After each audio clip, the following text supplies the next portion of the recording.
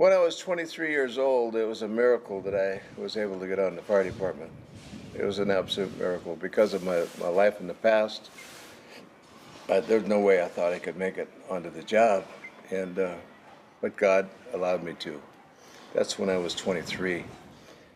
I spent 45 years on the fire department. I've been to hundreds, perhaps thousands of fires. I spent time at 9/11 when they flew the planes into the towers. I was there the first 2 weeks and spent another 6 weeks there in New York, ministering to people in New York.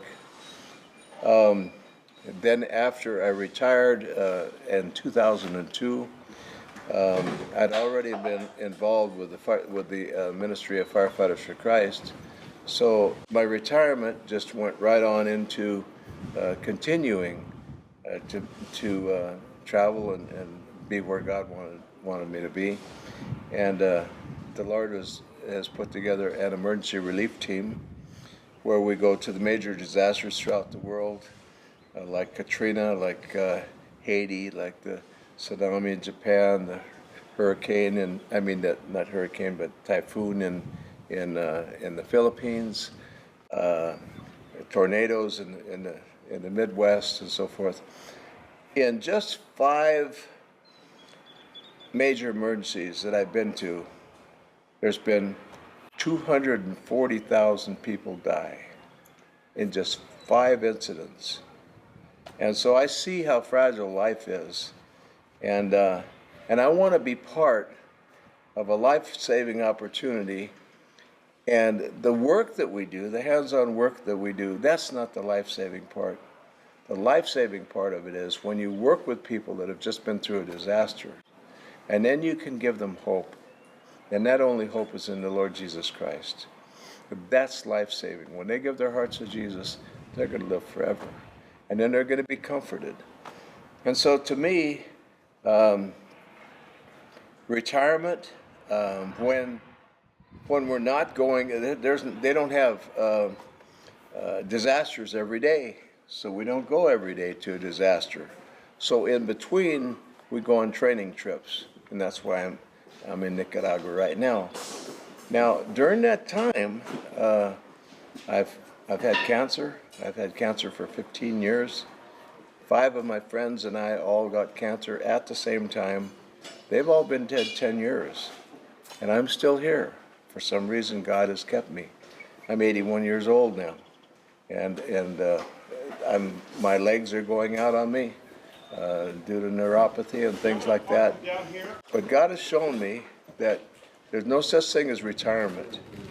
To me, retirement is that's so empty. But to be refired in Jesus, and then just keep on going on. A friend of mine, a man that was very special to me, Chuck Smith, he started the Calvary Chapel organization, and he's kind of went the way I want to go. He spoke on Sunday in church, in the pulpit. On Monday he was on radio. Tuesday he died. That's the way I want to end my life. If God gives me another 5 or 10 years or 2 years or whatever it is, I want to go out serving Him, and because that's the only fullness of life.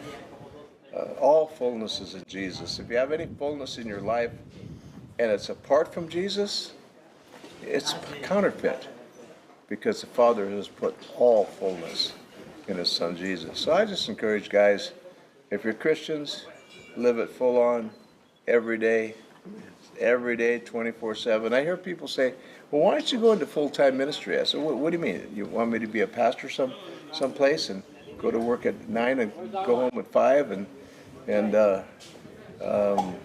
have to deal with people that don't want to follow the Lord so many times? To me, full-time ministry is you wake up in the morning and say, Lord, this is the day that you've made.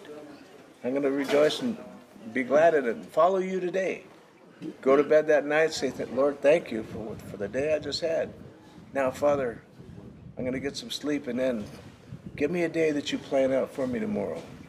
And that, to me, is retirement.